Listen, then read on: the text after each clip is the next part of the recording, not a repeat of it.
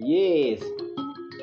Kana tichimbofamba tese na ticha Muzavasi pakudzidza nyunga mbira, tichaona kuti notation yavo inoremekedza makey 8 seari pakambira katiri kuridza panapa.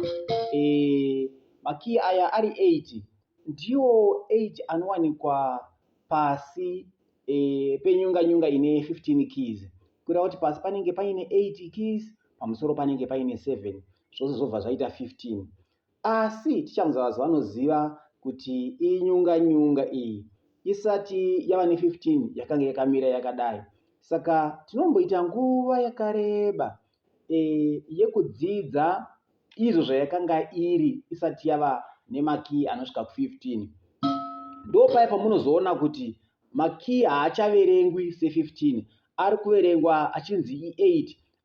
Saka left acharidza zvekudivi rake zviri 4, right acharidza zvekudivi rake zviri 4. Saka kana taakuchitarisa kuti nzvimbo dzacho dzinoonekwa sei, tichangoti 1 1, kureva kuti left ari panumber 1, right ari panumber 1. Kana tikati 2 2, tichangoona kuti left ari panumber 2, right ari panumber 2. Kana tikazoti maybe 2 3, kureva kuti left ari panumber 2, right ari panumber 3.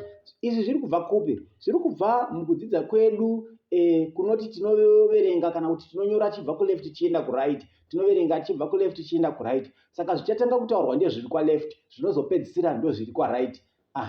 Saka kana takadaro taakutamba nekambira kedu, kazhinji kanenge kachinzi kakashota, hakana kukwana. Kanenge kakatokwana kakadaro, nenyaya yekuti zvakazowedzererwa. Kana tofamba tichienda mberi, ticharatidza kuti zvakawedzererwa ndivanani, vane ukama nehupi nevagara vanga varipo nechekare.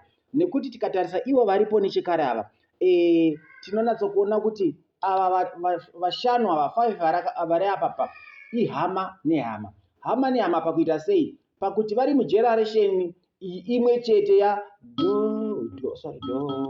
do re mi fa hapana so la ti.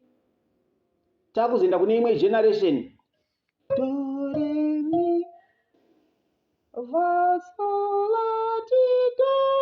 Avapo vachauyiswa zvavo, asi tombodhila neava 5. Saka tichitarisa uyu do na mi vane ukama neava do.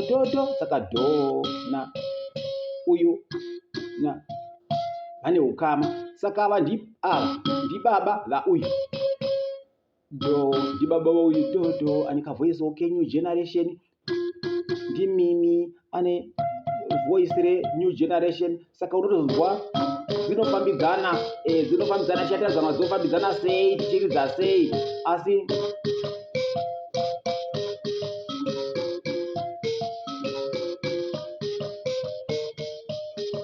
pamuromo paruna oiye